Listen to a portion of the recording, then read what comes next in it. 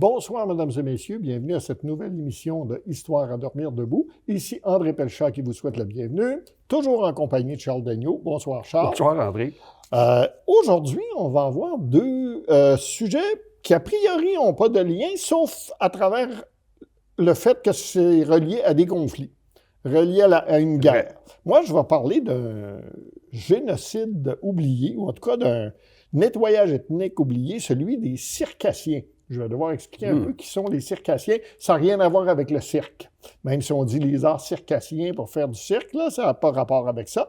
Et toi, tu vas nous parler d'un objet dont on se sert régulièrement aujourd'hui, qui est commun, mais qui a une histoire, comme n'importe quoi d'autre, le jerrycan.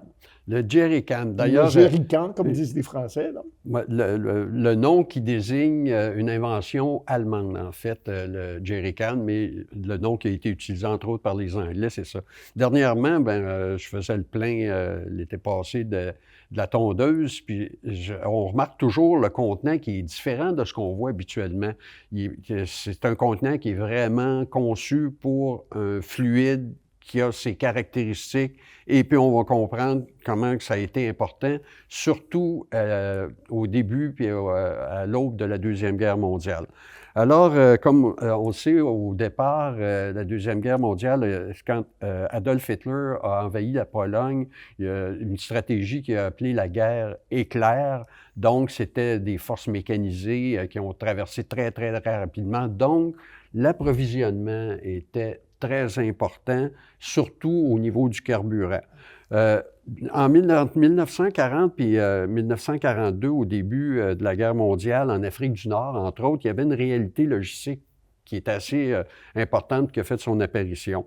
Un chiffre qui va résumer ça, c'est on va parler de 70 000 gallons de carburant, d'essence, qui vont quitter un dépôt, puis il en arrive seulement 30 000 à destination. OK, c'est 57 % de perte. Puis ça, c'est considéré comme normal à l'époque. En fait, quand la guerre commence, tout ce qui est militaire, c'est payé par le public. Donc, si on gaspille de l'essence ça, c'est pas nous autres qui payent. Par contre, ça va créer énormément de problèmes. La raison est les contenants utilisés. Ce qu'on a à l'époque, ça me fait penser un peu aux gallons de sirop d'érable. Les Américains appellent ça des Tin Lizzies, en référence au Ford Model T qui était fait avec une petite tôle mince. Les Anglais appellent ça des Flimsies. C'est des contenants qui ont pratiquement tous les défauts pour transporter le carburant. Un, ils ne peuvent pas vraiment être empilés parce qu'ils écrasent sous le poids. Deuxièmement, la façon que ces contenants-là, la ferblanterie est exécutée, ça crée de l'évaporation massive. Et puis, il y a beaucoup d'autres problèmes de design qui sont là. On parle, entre autres, de soudures qui sont très fragiles, de tôles minces. Ils vont contenir seulement 4 gallons. Puis ils vont se déformer, ça va fuir, ils vont fendre dans la chaleur parce que l'essence, c'est quand même un fluide qui a un taux de dilatation entre 2 et 3 %. Ceux qui ont déjà fait un plein, par exemple, la nuit, l'été, puis on remplit le réservoir de carburant, puis le lendemain, il fait chaud, c'est une journée de juillet, bien, ils vont avoir un méchant problème. Et puis, cette dilatation-là peut être catastrophique. Après quelques heures de transport sur des terrains rocailleux, là, il va y avoir une odeur d'essence qui va se dégager de la cargaison. Le carburant va s'évaporer, puis il va s'écouler, il va disparaître dans le sable. Pourquoi? Bon, bien, c'est des bidons qui sont hérités de la Première Guerre mondiale, finalement. Ils ont des bouchons vissables dessus. Ça, c'est pas non plus quelque chose qui est très performant. Il n'y a pas de bec verseur, entre autres. Donc, lorsqu'on transfère le carburant, il y a une perte encore plus. Les joints sont en liège. Puis, on a la nécessité de traîner des outils, des entonnoirs. Ça prend 2 personnes pour manier ça.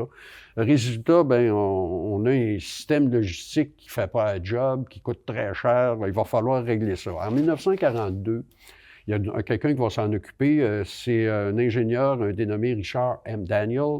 C'est un chimiste américain, puis il va être envoyé en Égypte par le département de la guerre, puis sur place, il va constater le fait en question. Les bidons qui suintent, comme je l'expliquais, puis il va envoyer un message à Washington en disant « Écoute, on perd jusqu'à 40 % il est un peu en dessous de la réalité du carburant. Puis même à un moment donné, pour avoir l'écoute, il va exagérer le nombre. Il va monter à 57 de pertes, puis ce qui semble être assez réel. Par contre, l'ennemi, les Allemands, eux autres, leur bidon, leur jerrycan, ils ne fuient pas du tout. Dans les dépôts qui vont être capturés par les Alliés aux forces de l'Axe, ils vont trouver des conteneurs verts en acier qui ont l'air neufs, même après des mois passés dans le désert. Ces bidons vont devenir les plus précieux items, plus précieux que les armes même. Ils vont être activement recherchés, puis ceux qui vont être qui vont s'emparer, vont être réservés aux unités d'élite, entre autres, comme les forces d'intervention dans le désert, le Long Range, Desert Group, puis les bérets verts, etc. C'est un exemple de butin de guerre utile. Oui, puis surtout aussi, là, c'est qu'il faut comprendre exactement pourquoi. Je pense que les ingénieurs le savent, mais il y a une explication à ça. D'ailleurs, le bidon porte le nom de jerrycan à ce moment-là. On va en parler, c'est un genre de chef-d'œuvre d'ingénierie. Les gens qui ne sont pas attirés par ça, l'ingénierie, ça va peut-être être difficile à comprendre pourquoi on peut trouver ça fantastique. En tout cas, il est développé avant la guerre, entre 1935 et 1937, par un ingénieur allemand. Là. Je vais nommer son nom, c'est Vinzenz Gudenvogel. Et puis, il travaillait chez Müller Engineering Work en Allemagne. Et puis, après 3 ans d'essai quand même pour développer ils vont adopter le bidon le 8 juillet 1937. Voici les caractéristiques, c'est là. 20 litres de capacité, direct en partant. Il est en acier embouti et soudé, puis ça, c'est le nœud de l'histoire. Il y a 3 poignées, puis c'est ça qui est intelligent, parce que ces 3 poignées-là permettent de transporter soit un bidon, 2 bidons, ou 4 bidons vides en les tenant par ces poignées qui ont 3 ouvertures. La façon aussi dont les poignées sont faites, ils peuvent être empilés de n'importe quelle manière, soit un sur l'autre verticalement ou couchés à plat. Et puis, ils ont un bouchon à levier, contrairement à une came, là, contrairement à un bouchon vissable qui laisse fuir. Celui-là, il est vraiment étanche avec un joint en caoutchouc. Il y a un tube pour faire évacuer l'air, pour éviter le glou-glou, ce que les autres n'ont pas. Et puis, tu n'as pas besoin d'aucune clé, d'aucun entonnoir, quoi que ce soit, parce que l'entonnoir est intégré au bec. Donc, une seule personne est en mesure d'opérer puis de transférer le carburant. Donc, il y a tous les avantages qui ont permis la conquête, finalement, de la Pologne. L'autre secret, c'est le fameux X. Je parlais tantôt de la dilatation des fluides. Bon, mais cette indentation-là permet au métal d'absorber soit la contraction, qui peut faire imploser, ni plus ni moins, ou la dilatation due à la chaleur. Alors, c'est le X qui se déforme et non pas le bidon qui vient rond, comme le bidon que j'ai utilisé l'été passé, qui était complètement gonflé. C'est un bidon en plastique par la dilatation du carburant.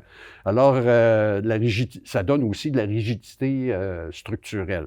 Alors, c'est la principale caractéristique qu'on reconnaît quand on voit un jerrycan, c'est le fameux X dessus. Nos modèles en plastique ont ça aussi. Oui. L'absorption de la dilatation thermique, est éliminée par ça. Ça va prévenir le fameux vide interne parce que lorsque le carburant refroidit, c'est l'effet contraire qui se passe. Ils vont utiliser une soudure électrique qui est encastrée, puis il y a un revêtement intérieur anticorrosion. Donc, il peut transporter du carburant, mais aussi de l'eau et puis d'autres liquides, là, sans que le contenant en soit... C'est une étanchéité totale, et puis il n'y a quasiment aucune perte, même sous 120 degrés Fahrenheit, puis 40 la nuit. C'est quand même très performant. L'occasion manquée, évidemment, par les Américains. Le modèle qui est amené aux ingénieurs américains va être mesuré, étudié, démonté, analysé. Mais au lieu de copier le design, les Américains vont essayer d'économiser de l'argent, vont faire un choix crucial, ils vont modifier l'élément invisible, c'est-à-dire la fameuse soudure. Alors, on va avoir une tôlerie qui est emboutie, mais il n'y a pas de soudure dedans. C'est un sertissage roulé, comme on voit là, sur les fameux contenants de sirop d'érable. Plus rapide, moins coûteux, mais évidemment, les ingénieurs ils considèrent que l'essence ne doit jamais être stockée dans un contenant avec des joints sertis. Il faut que ça soit soudé. Donc, échec. C'est un échec qui va quand même être assez coûteux. Les États-Unis vont évidemment fabriquer le bon modèle, mais plus tard. Les Anglais, eux autres, ils n'auront pas ce chose-là. Ils vont s'attaquer, puis ils vont mettre le temps, puis ça va marcher pour eux autres. Les bidons américains, bon, ben, ils ne fuient pas spectaculairement, mais ils suintent, il y a encore une fameuse auréole. Mais si on multiplie ça par des dizaines puis des dizaines de milliers de bidons, finalement, le résultat est encore dramatique. Les logisticiens vont classer les conteneurs qui ont été capturés, par exemple, aux Allemands, bien, ils vont être utilisés dans des opérations critiques. Les Américains, puis usage secondaire, puis on va même servir des flimsies encore. Ce qui va arriver, c'est que le jerrycan, en 1944-45, va faire partie des éléments qui vont amener, en enlevant 50 du poids logistique, à aider collaborer, évidemment, à Victoire alliée. Et éventuellement permettre aux armées de se déplacer beaucoup plus vite et d'être plus efficaces. Mais même aujourd'hui, de nos jours, le jerrycan modèle original, pas les versions plastiques, est encore vraiment le plus efficace moyen de transporter du carburant. Ingénierie allemande, un grand succès de l'ingénierie allemande. Et en même temps, ça montre, vous savez, quand on parle de la Deuxième Guerre mondiale ou de n'importe quel conflit, on fait beaucoup d'attention aux armes, les fusils, les canons, etc. Mais il y a toutes sortes d'éléments qui peuvent multiplier l'efficacité d'une armée. Et là, on en a une arme, elle est rien, ça n'a pas ses munitions. C'est ça. Et même chose, le véhicule sans carburant. Et on a là un très bon exemple d'un objet qui a été une importance énorme durant la Deuxième Guerre mondiale et à laquelle on ne pense absolument pas et qui maintenant fait partie de notre vie quotidienne. Exact. Et puis des ingénieurs aussi qui ne sont pas à hauteur de ce qu'on attend d'eux autres. Et qui, aujourd'hui, si on y pense, qui se pose la question, avant la Deuxième Guerre mondiale, on transportait ça comment, l'essence? Bien, merci, le sujet est extrêmement intéressant et important. Moi aussi, je vais parler d'un sujet lié à un conflit et qui a son importance aujourd'hui aussi, mais qui est beaucoup oublié. Puis, pourquoi on l'a oublié? Ça fait partie un peu du sujet aussi. D'abord, on parlait du génocide des Circassiens. D'abord, c'est qui les Circassiens? D'abord, on parle d'un processus de nettoyage ethnique et de déportation massive qui a été perpétré par l'Empire russe entre 1864 et 1867. Les Circassiens, c'est aussi les gens qu'on appelle les Tcherkesses, qui se nomment eux-mêmes les Adyguéens. C'est un peuple du sud-ouest du nord-ouest du Caucase, le long de la mer Noire, juste au nord du Caucase. Ils habitent dans 3 républiques autonomes. Ils habitaient dans 3 territoires autonomes de l'Empire russe. L'Adyguée, la Karatchaïévo-Tcherkessie, je ne le répéterai pas, et la Kabardino-Balkarie. Alors ça, aujourd'hui, il y en a encore des Circassiens dans ces territoires-là, mais ils sont en minorité. Et en tout, on parlait d'une population, on parle aujourd'hui d'une population d'à peu près 800 000 personnes. Ils ont déjà été beaucoup plus nombreux que ça. Et il y a une grande diaspora. Des Circassiens, il y en a ailleurs dans beaucoup de pays, un peu partout dans le monde. Ils parlent une langue qu'on appelle l'adyguéen, qui est une des 3 langues qu'on dit caucasiennes orientales, et avec d'autres langues qui sont aujourd'hui éteintes. Et on emploie le mot Circassie depuis le 14e siècle. C'est les marchands génois qui allaient commercer dans ce secteur-là au Moyen Âge, qui avaient des comptoirs dans ce territoire-là, donc des lieux d'échange et de vente. C'est eux qui ont fait connaître ce nom-là, le Circassie. C'était un peuple qui vivait un peu dispersé en féodalité, des seigneurs, des petits chefs. Ils pouvaient se nommer un chef en cas d'urgence pour l'ensemble de la nation. C'est très rare qu'ils le faisaient parce que c'était très compliqué et qu'ils étaient, comme j'ai dit, très divisés entre eux autres, en unités, en tribus et aussi par la religion, parce qu'une bonne partie était musulmans, puis il y en avait une partie qui était chrétien aussi. Alors, ils ne se parlaient pas entre eux autres, ceux-là, souvent. Et c'est là qu'arrive l'expansion russe dans le Caucase. La Russie, à partir du 16e siècle, commence à s'étendre après avoir éliminé les royaumes mongols qu'il y avait dans ce territoire-là. Et vers le 18e siècle, on commence à pousser vers le sud. Au départ, l'expansion russe se faisait vers la Sibérie. Ensuite, ça s'étend vers le sud contre les 2 grands rivaux qui sont l'Empire ottoman et l'Empire perse, l'Iran aujourd'hui. Alors, et l'objectif, c'est le contrôle du Caucase, qui est une région stratégique. Il y a des régions qui vont s'intégrer plus facilement, notamment la Géorgie, qui est une région chrétienne, et où le dernier roi de Géorgie, en fait, avait plus peur des Ottomans que des Russes et a fini par laisser en héritage son royaume aux tsars. Mais dans d'autres populations, on a résisté davantage, surtout celles qui étaient majoritairement musulmanes. Donc, on veut contrôler le Caucase et les Circassiens, qui en plus sont des peuples assez belliqueux, divisés en différentes tribus, vont pas se laisser faire. Les autres, ils vont résister, mais ils n'ont pas de structure d'État centralisée. Ce qui a l'inconvénient, difficile de s'unir contre l'Empire russe, mais ça les rend très difficiles à conquérir parce qu'il faut conquérir les tribus une par une. Et c'est pas parce qu'il y en a une qui s'est rendue que l'autre se pense obligé de se rendre également. Alors, en 1829, les Ottomans, l'Empire ottoman cède par traité cette région-là à la Russie, sauf que l'Empire ottoman n'avait jamais contrôlé cette région-là. Alors, ils leur ont cédé ce qui n'était pas à eux, exactement comme quand Napoléon a cédé la Louisiane aux États-Unis, puis que la majorité des Autochtones là-bas n'avaient jamais cédé leur territoire à Napoléon. Donc, c'est un peu la même chose qui arrive ici, typique situation coloniale. Donc, il va se faire une guerre de résistance désorganisée, mais féroce, pendant des décennies. Et là, il va y avoir une escalade de la violence. L'armée russe, sous le commandement de généraux comme le général Alexis Yermolov, vont adopter une stratégie de terre brûlée. On détruit les villages, on détruit les habitations, on détruit les récoltes pour priver les résistants de moyens de provision, de moyens de résister. Donc, destruction systématique des villages, représailles massives et disproportionnées, souvent contre des civils, assassinat et soulèvement de familles complètes pour briser la résistance.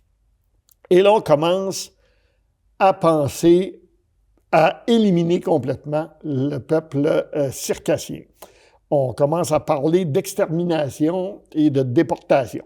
En 1857, le futur ministre de la guerre de la Russie, Dimitri Milioutin, formalise l'idée il faut éliminer les Circassiens pour nettoyer cette région-là des éléments hostiles. Alors, l'objectif, donc, c'est plus la soumission, c'est la purification ethnique, puis installer des colons russes et des Cosaques dans ce secteur-là. Alors, le tsar Alexandre II va approuver officiellement ce plan en 1862. Surprend beaucoup de monde parce qu'Alexandre II, c'est le tsar qui, quelques années après, va libérer les serfs de Russie. Alors, il est perçu comme plutôt un tsar plutôt libéral, pas sur ce sujet-là, en tout cas. Alors, comment on s'y prend? On commence à regrouper de force les populations, puis on les conduit vers les bords de la mer Noire, près des ports. On prend leurs biens, les bétails, les terres qui sont confisquées et attribuées à des Cosaques. C'est dans le but, évidemment, qu'ils n'aient plus rien à défendre et on leur enlève l'envie de retourner chez eux parce qu'ils n'ont plus rien pour y retourner. Et on va déporter la population par voie maritime. Alors, on les entasse dans les ports et là, on veut qu'ils soient transportés vers l'Empire ottoman, dans la partie qui est aujourd'hui la Turquie, et vers la Perse, donc vers l'Iran. Le truc, c'est que l'État ne va pas payer pour ça. C'est aux déportés de payer pour leur propre déportation, de payer leurs billets. Donc, ils sont obligés de se vendre de toutes sortes de façons pour essayer de ramasser un peu d'argent, parce qu'on leur a tout pris, pour pouvoir payer leur transport. Mais d'ailleurs, il y en a qui finissaient comme esclaves dans l'Empire ottoman aussi. Là. Aussi. Je vais y venir justement. Okay. C'est une tragédie humaine organisée, vraiment, qui est faite par l'Empire russe à ce moment-là. Et les navires sont pas toujours des navires en très bonnes conditions. Ça devient des cimetières flottants parce qu'on les remplit. Évidemment, le capitaine du navire reçoit un montant d'argent par tête de pipe. Il fait payer chaque personne. Donc, il y a intérêt à en mettre le plus possible à bord du bateau. Alors, il va y avoir des navires trop chargés qui vont faire naufrage, et il va y avoir des épidémies, notamment de variole et de typhus, qui vont se déclarer dans ces navires qui sont de véritables mouroirs. Et quand ça arrive dans l'Empire ottoman, finalement, les autorités ottomanes, qui manifestent une sympathie vers ces gens-là, qui sont majoritairement musulmans, et qui sont conscients quand même, les Ottomans, qu'ils ont une responsabilité dans ce qui vient d'arriver parce qu'ils ont cédé le territoire qui ne leur appartenait pas, mais ils sont débordés. Le service sanitaire dans l'Empire ottoman, à l'époque, n'est pas très organisé. Et là, on ne sait pas quoi faire avec ces gens-là qui arrivent en trop grand nombre en même temps. On va les installer à des endroits où il n'y a pas déjà trop d'habitants, mais souvent des régions inhospitalières où la culture est presque impossible. Les gens meurent de faim, meurent de maladies. Alors on se dit, mais combien ça a pu faire de morts? Les estimations sont variables parce qu'il n'y a pas eu de recensement officiel, mais toutes les estimations sont terribles. On parle, selon les sources russes de l'époque, que 90% de la population circassienne a été déportée ou tuée. On parle de 400 000 à 500 000 personnes déportées rien que pour les années 1863-64, et ça s'est poursuivi, il faut se rappeler, jusqu'en 1877. Alors, certaines populations ont été plus affectées que d'autres. La tribu des Adyguéens, notamment, qui étaient les Circassiens proprement dit, mais une tribu aussi qui s'appelait les Zoubiks, qui vont disparaître carrément. Leur langue n'existe plus. Les Abkhazes, ça, il en reste en Géorgie. Et donc, un bilan humain, nombre inconnu, mais colossal de personnes mortes durant les opérations militaires, parce que, bon, il ne faut pas oublier qu'il y avait une guerre avec ça, donc on tuait. Durant les marches forcées vers la côte, dans le climat russe qui n'est pas toujours, qui n'est pas toujours idéal, des camps d'attente. En attendant d'avoir un bateau, on les enfermait dans des camps surpeuplés pendant la traversée maritime. Puis à l'arrivée, à suite des privations, etc., il va y avoir des centaines de milliers de morts au minimum.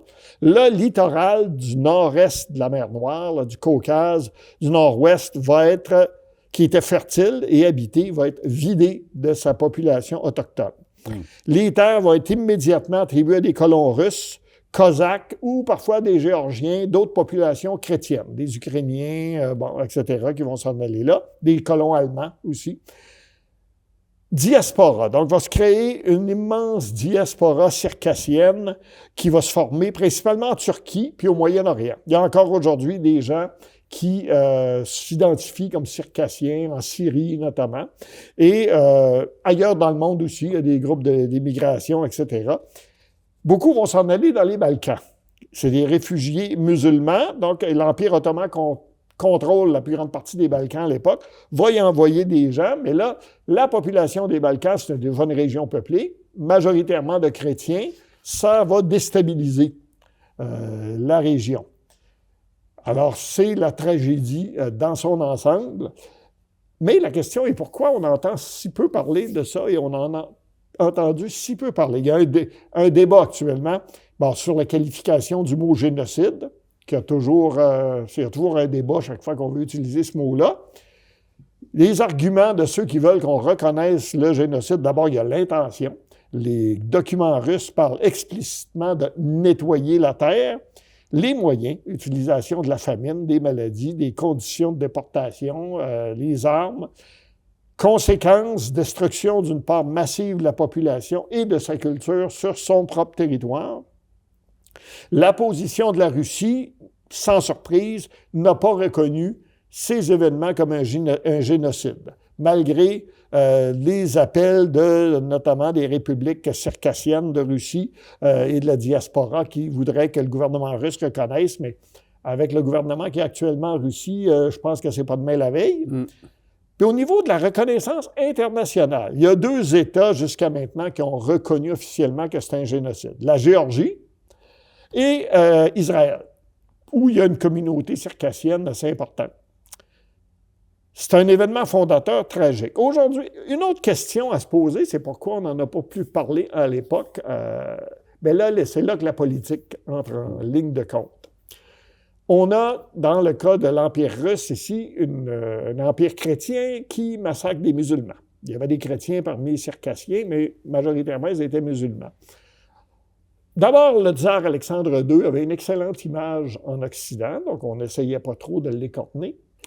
Et d'autre part, ce dont étaient pleins les journaux de l'époque en Occident, c'était des atrocités qui se passaient dans les Balkans, où l'Empire ottoman combattait des révoltes et on massacrait des populations majoritairement chrétiennes.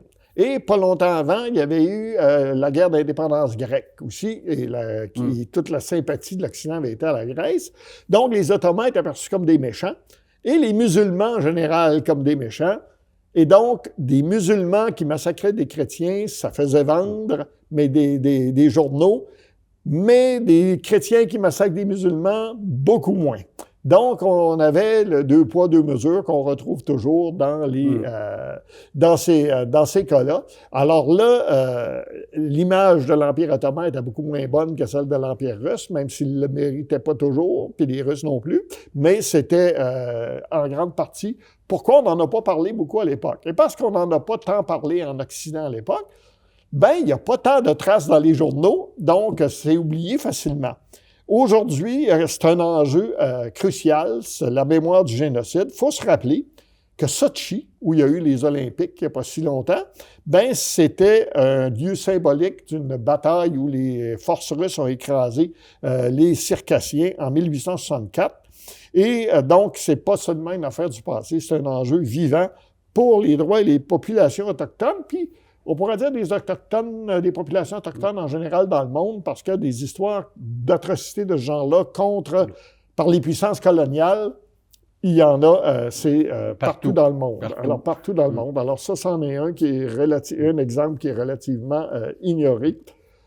Alors, c'est mon sujet et il nous reste 10 secondes. Avant de terminer, je me demandais où j'avais vu le mot circassien. La population. Ceux qui veulent, faites une recherche sur danse circassienne sur YouTube, vous allez voir quelque chose de vraiment beau. Oui, en effet. C'est surprenant à voir. Là. En effet. Et sur ces sages paroles, nous allons terminer notre émission pour ce soir. Alors, mesdames et messieurs, restez à l'antenne de TVCBF. C'est André Pelchard, accompagné de Charles Daigneault, qui vous dit au revoir et à la semaine prochaine.